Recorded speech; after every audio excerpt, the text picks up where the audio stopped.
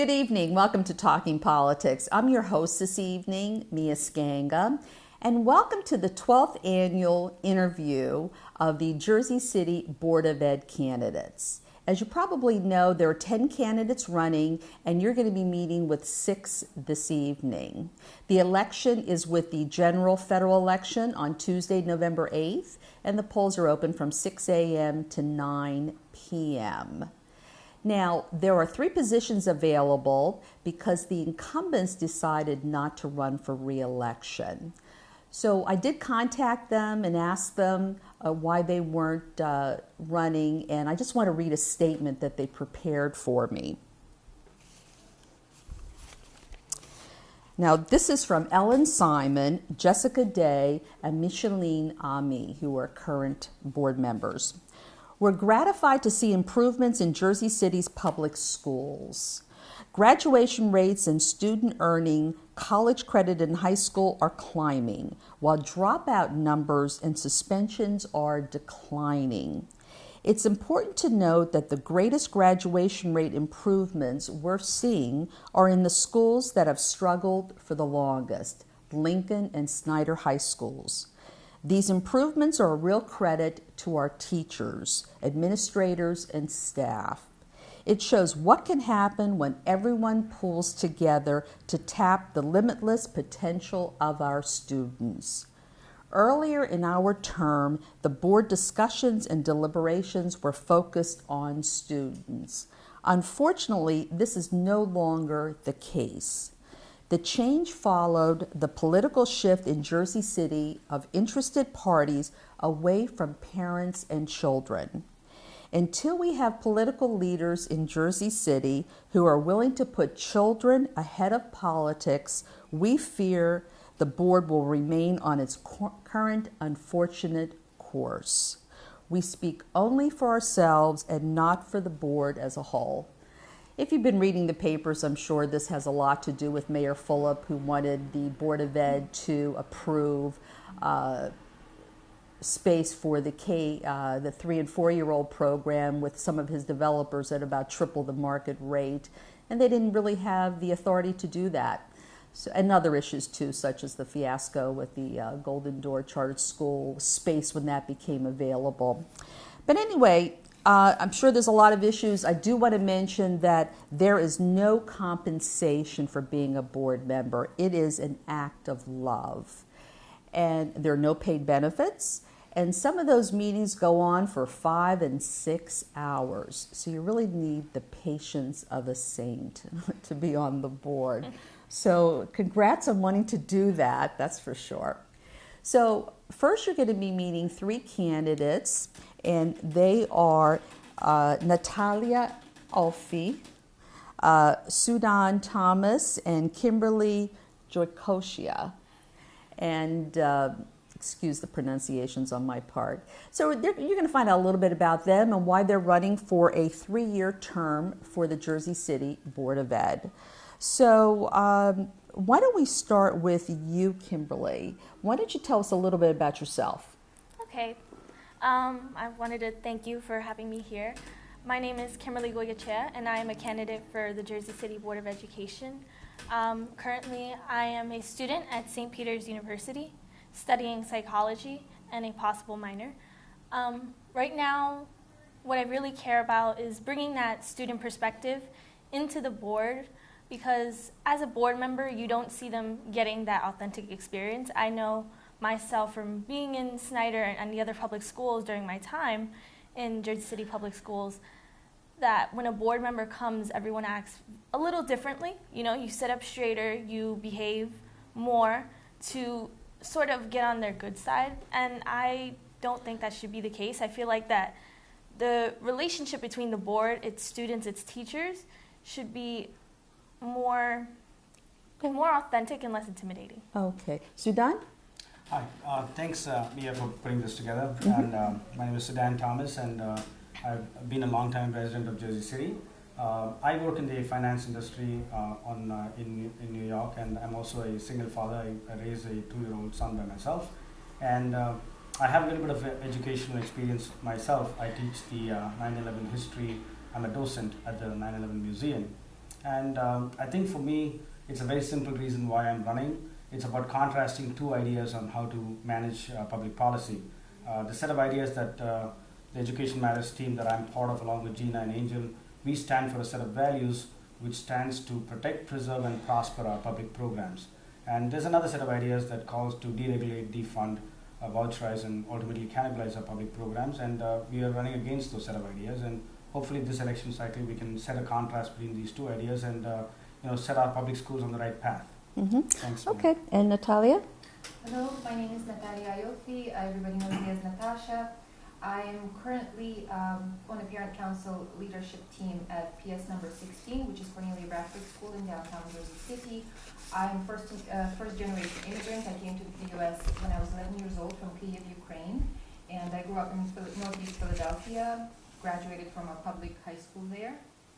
I worked in the mortgage banking industry for several years at the United Nations Federal Credit Union, so I'm quite exposed to working with an international community, same as working here with a diverse community of parents and children who come to Jersey City from all over the world, particularly to the downtown area, but as well as the rest of the city.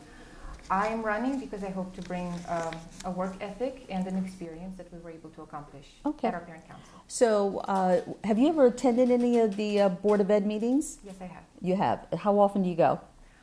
I cannot say I go as often to the actual board meetings. However, I do attend every citywide parent advisory meetings that the superintendent holds 4 times a year for the past 3+ years. Okay, and what about you, Sudhan? So I used to attend the meetings regularly when I was the secretary of my neighborhood association. Post 2014, when my son was born, I have not really been out there as much as I would like to because I'm having a flexible work arrangement. I'm a stay-at-home dad, and I only work 2 days a week. But during my time in my association, my neighborhood association, I was actively involved. Okay, and what about yourself, Kimberly? At the start of the 2015-2016 school year, I have been coming more regularly, 2016 more than 2015. And also I helped a group of Snyder students advocating for their school back in 2014. Oh, okay, fine. Now, do you have any connection to the teachers union, or is there anyone backing you as a group, or are you purely independent? Right now, we're mostly getting the backing of community groups, which is something I find very grateful to receive. For example, we recently received the endorsement of Dwayne from Go Get My Kids Incorporation, which helps to prevent violence by having kids instead. Okay, so those sports. are endorsements. Okay, Yeah. now I was wondering if you were being sponsored. A lot of times people are being sponsored by the teachers union or one of the political groups in Jersey City or anything like that. What about the two of you?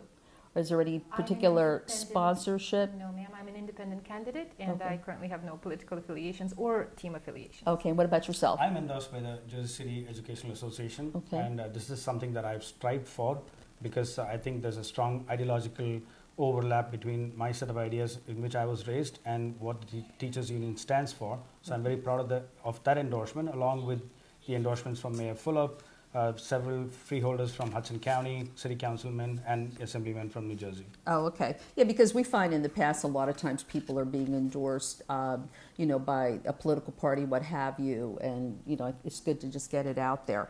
Now, what about the budget, Natalia? Have you had a chance to take a look at it? Just for the audience, it's $673 million, which is down from $684 million last year.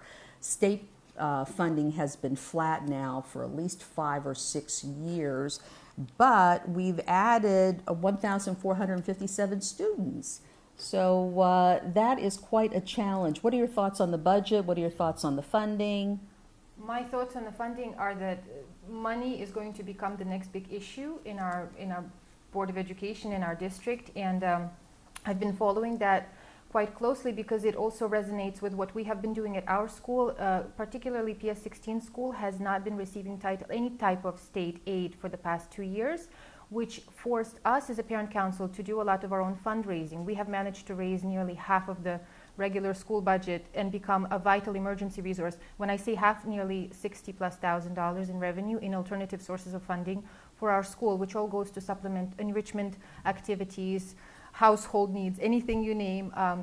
that the school normally needs but does not receive additional aid for. So in that experience, I can understand that the district as a whole will be experiencing the same need. And so that makes me constantly think of what will the future of our district be in that regard. And I've noticed there is a current webinar out there on NJ State Board Association called Attracting Alternative Sources of Revenue to Our Districts, which causes me to think that that will be the next trend. We have to become more self-sufficient as a district, and that's what we have to start looking into, alternative sources of revenue and how we will become more independent so that we stop relying on state aid and become stronger.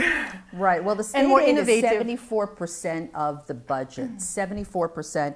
And local tax collections, which can only go up 2% per year in terms of the taxes for the Jersey City, is at 17%.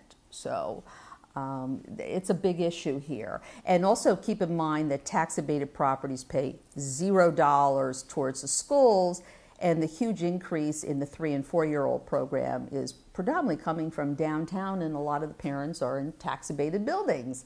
So it's a real, I think it's going to be coming to a head soon. Now, what are your thoughts on it, Sudhan?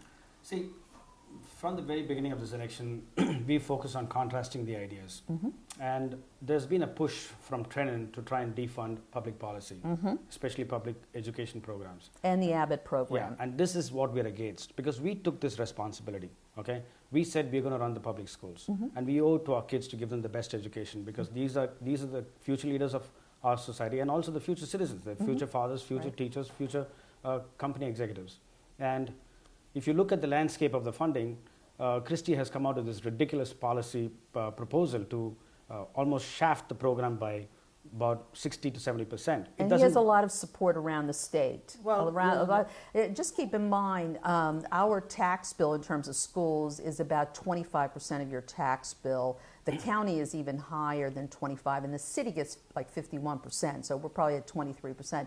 In the suburbs, 60% of their tax bill goes to the schools. So I think it's a wrong notion to do an apples to apples between Jersey City and a rich suburban outlet, because it's not an apples to apples comparison. We are very local. Jersey City has very complicated. Yeah, but what do you think about needs. Tax abatements? He continues to give out 30-year tax abatements. I'm going to get to the tax abatements. I'm going to get to the tax abatements. Right. I know it's a very hard button issue. But the reality is, it's about contrasting two ideas. And we have to commit ourselves to fund our public policy programs, and defunding, deregulating, voucherizing is not the way to go. Now, in terms of the abatements, it's a false choice argument to say Jersey City is not contributing to the state coffers, because if you total up our state tax contribution on our income tax, we're talking about the schools. If you talk about that, we are giving a lot. We're talking so it's about not that schools. We are contributing to the state coffers. Having said that, and this is the experience and strength that I can bring as a CEO of a public company. We should start. We are the greatest nation in the world. We didn't build our nation on taxes. We built our nation on ideas. If anything, this nation was inspired on not wanting to pay tax to the wrong guy. So right. But teachers need to get paid. Health insurance goes up every year, double digits. The pension in FICA, turns out, is paid for by the state. Otherwise, we'd be in really big shape. And the buildings are old. There's a lot of old buildings, yes, and they need repair work. Absolutely. We qualify. So we can theoreticize as much as we want. The bottom line is, we qualify. Bills go up. Yeah, we qualify for both capex and operational expenses under Abbott, which Christie has been slow dancing around. Okay, this is a commitment that we've made, and we have to figure out where to get the money from. And we can't tax our way to this to the solution. That you can't solve this problem by increasing property taxes. So what are you suggesting? We lay off teachers? No, that's not what I'm talking about. We have to get creative about this and try to figure out how to potentially do, for example, capex can be funded by private partnerships. Okay, the mayor's done a great job with some of those abatements, which are funded school programs. Nobody likes to talk about that, but the reality is triple the market rate. We don't have time. I'm sorry. That's fine. Kimberly, what are your thoughts on this? That is a solution. Triple the market rate is not a solution. No, we got new schools. You're not talking about that. We got new schools. That's not a school. It's a preschool. That's all it is. It is an infrastructure. It's a preschool for the 3 to 4-year-old, because that's where they're primarily resident. Yeah, but we need infrastructure. Where I understand that. We do. And what are your thoughts? Yes. Well, I think that, of course, funding should go up. There's another thing, too, that I would like to address with the budget. It's how we use it. A lot of people talk about, Natalia talks about being self-sufficient, and that's also a great idea, but at the end of the day, what we should also talk about is the accountability and the publicity of the budget, that it should be not only out there, but there should be more creative ways to sort of use the money. I know from my experience that there are, for example, Snyder receives very, Title I funding, for example, but there are classes who still do not have books. There are classes who have, for example, like one of my health classes, all the books are basically ripped. And to have that communication with the board about that, it would be able to creatively use the funding that we have to sort of use our dollars more wisely, and for at least until we get more funding, we can be more self-sufficient with the money that we get and better improve the education for all our students, because that's what they deserve. Right. Okay, terrific. Well, we're running out of time here. Why don't we start with you, Natalia? Why don't you tell us why should people vote for you? And can you keep it to 1 minute? I will try. I hope people will consider voting for me because I hope to bring to the board a work experience, as well as a very strong work ethic, as well as a strong belief in diplomacy and negotiations. All those things have served me very well in the past 3 years plus on the Parent Council, and I hope to extend that to the work on the board. Okay. Sudhan? Thank you. I think personally I'm offering up a very unique candidacy between being a parent, a business person, and an educator in my own way. And I'm part of the Education Matters team, and we have a broad platform which talks about addressing the equity issues in schools, diversity in schools, proper funding allocations. And the reality is we're the only ones who have actually a working plan to take the schools across the next 10 years and beyond. And one of the hallmarks of our program is the 3C program. So we're talking about managing programs to get our school kids from school to college, school to corporate jobs, and school to craftsmanship. There's been a lot of talk about shutting down the school to prison pipeline, but you have to come up with a strong program to actually prevent that from happening, and we're the only ones who have that policy program in place. Right. Thank you. Okay. Kimberly? Well, I think people should vote for me. I think it says something that 2 former students are running for the Board of Education. You decide what that says.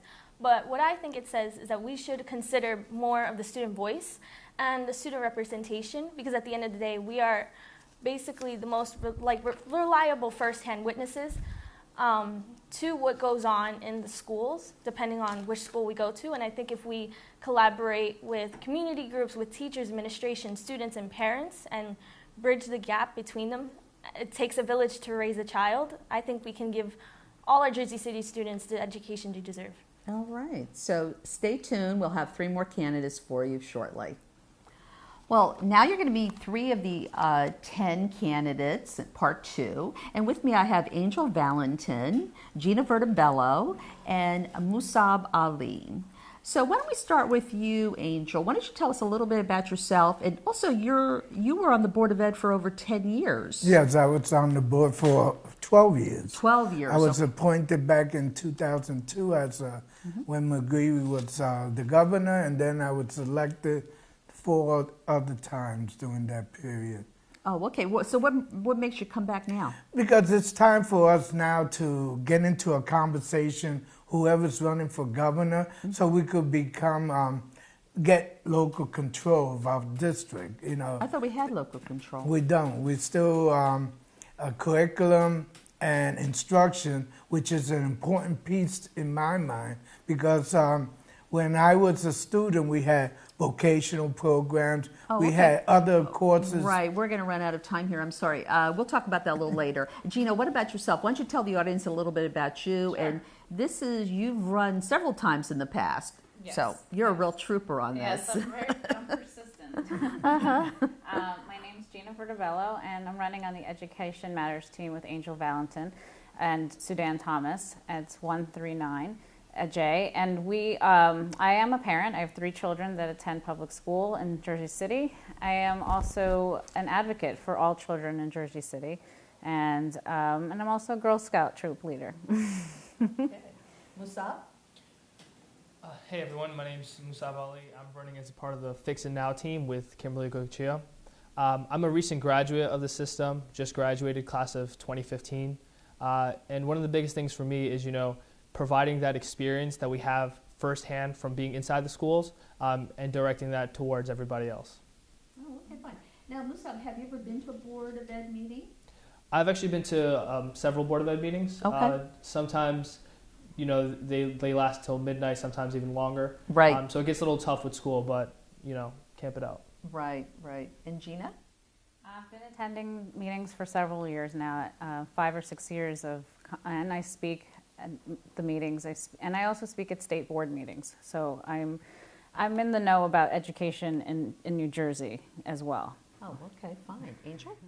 Well, You were there for 12 years, for right? 12 years, many meetings that, and I agree with some of the candidates.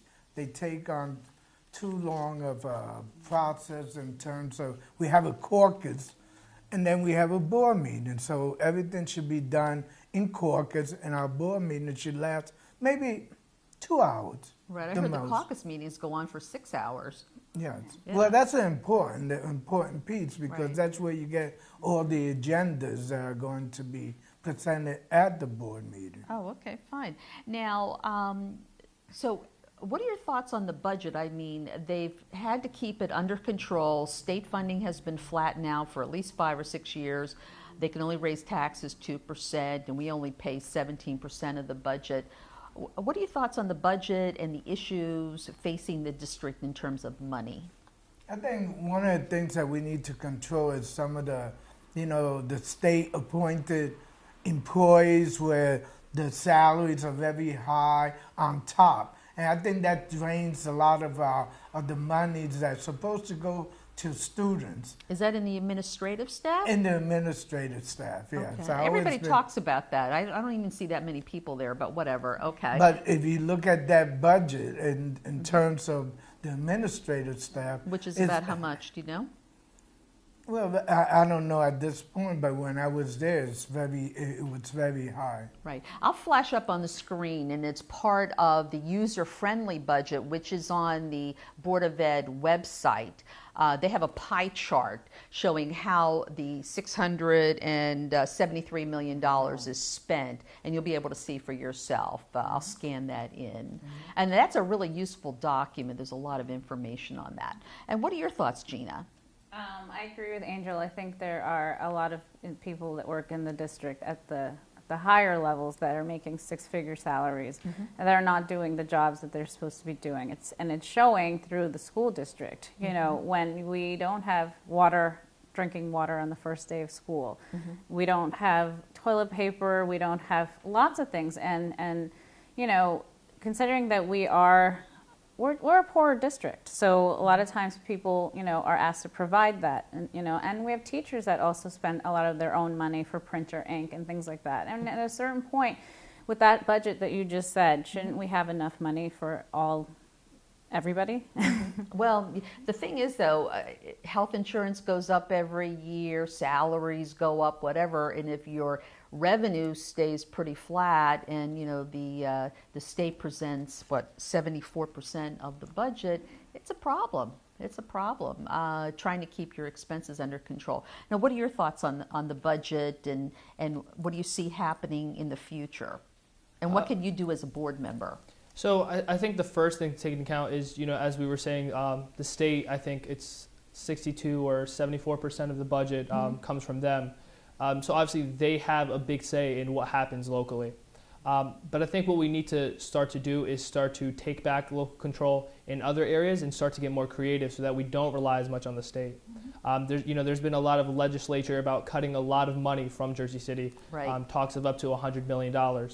So I think we need to start relying on public-private partnerships. There's overcrowding in our schools. We need to start relying on developers to start to pitch in.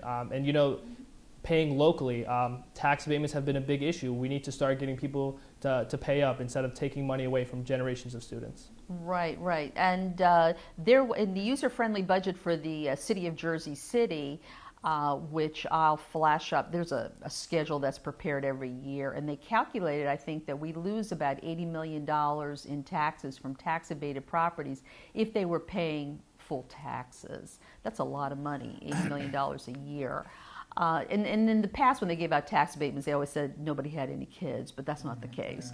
So what are your thoughts? And on that point in reference, people should not be rewarded and get raises when our students aren't making the grade. And that's one of the problems, you know. Every year somebody gets a raise, and then our students suffer. They are not making the grade, so why should you get a raise? Well, a lot of it is all union negotiated. So unfortunately, the union contracts are not merit-based, because if it was, probably a lot of the teachers may not be there. So that's not something that Jersey City or any school district can tackle. So do you have any ideas on, you know, what you'd like to see happen? I mean, you were there for 12 years. What would you consider your major accomplishment as being a board member during that 12-year period? Well, I'm an advocate for students. I worked 15 years for the Superior Court of New Jersey. So I bring these resources to the school system. We diverted a lot of, you know, youngsters from the criminal justice system. Oh, I understand that, but what about in terms of being a member of the Board of Ed? Well, member of the board, I'm part of the interagency task force. I was responsible for bringing those resources to the board. I'm also a part of a group in the schools that provides individual counseling to individual students. So that's what I bring to the board as a certified social worker. Oh, because there are many people don't understand our students need services. Oh, okay. And Gina, I mean, you've been a you know, advocate out there for quite a number of years. You have your own children, so you get to see what it's like. What would you consider an accomplishment being an activist? Well, I think a lot of people know me for my facility work, and since I've been active on that, I've seen a lot of, I feel like I've kept the district on their toes, because since then they've gone to different schools and redone cafeterias, gyms, you know, so I think, you know, all that helps. And I think, you know, I'm very, and I'm not doing it just for my kids, because, you know, my kids will be fine. And I'm advocating because I know there's a lot of schools that need state-of-the-art facilities. And, you know, we have 95-degree classrooms and things like that, that's not really good for the teachers or the kids. But, you know, I also spoke out against the park testing. So you're saying lack of air conditioning? There's lack of air conditioning in most of our schools. And, you know, I was talking to a parent the other day where she sent her child with shorts and she got scolded for it. Right. Because, you know. Yeah, they're not supposed to be wearing shorts. But wow, the world with global warming every summer. But not every school has air conditioning, so it's not fair to say, you know, you have to have a full day of school in 95-degree weather is a little inhuman. Right. Mussab, do you have any thoughts on, you know, things that you've done that would reflect on how you would be a board member? I think the biggest thing for me is just start to get students engaged civically. The whole idea of civic engagement, especially, you know, this presidential year, starting to get kids thinking about, you know, how they can have a voice. I think students are typically the forgotten stakeholders of education, and I think one of the reasons for that is that they can't vote. So I feel like a lot of times, you know, politicians overlook the needs of the students just because they're a non-voting bloc, so they don't consider their needs. Oh, okay. Why should people vote for you? I'm born and raised here in Jersey City. I'm an advocate for our young adults. I care about safety. You know, just a few weeks ago, a young man that lived in my neighborhood got shot. You know, and these things that we need to start implementing. The recreational piece. We need to start creating after-school programs that involve and that energy that these young men and young ladies have. We need to divert it to other activities. Okay, and Gina?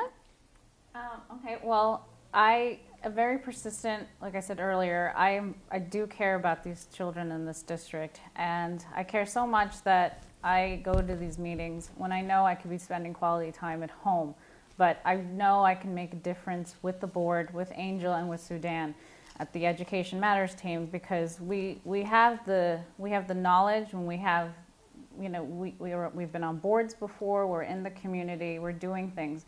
And I would, you know, love to hear concerns from parents all the time, because that's the way you fix things. When you start listening and getting, you know, making things work for people. So I implore you to come out and vote. It's a very important election, and I thank Mia very much for having me again. Okay, terrific. Mussab? So I think the reason people should vote for me is because I'm going to be an advocate for the students and the teachers and the parents. It's something where I've talked to a lot of students. I know the issues, and I have the most relevant experience out of anyone that's running. So I think that people should understand that this is my way of giving back to the community that sent me off to college. This is my way of giving community service to everyone in this community. And I hope you guys elect me onto the board to do that. Okay, terrific. So the election is Tuesday, November 8th. It's part of the general election for president, and we certainly have heard plenty of that. There is a referendum item on the ballot, and that is to move the municipal Jersey City election to the November ballot. And that election is every 4 years. There are 10 people running for school board. There's president, there's senators, U.S., what have you, on the ballot in November. Just try adding 5 and 6 slates of mayoral candidates, and there are 9 council people to the same ballot. So please vote no.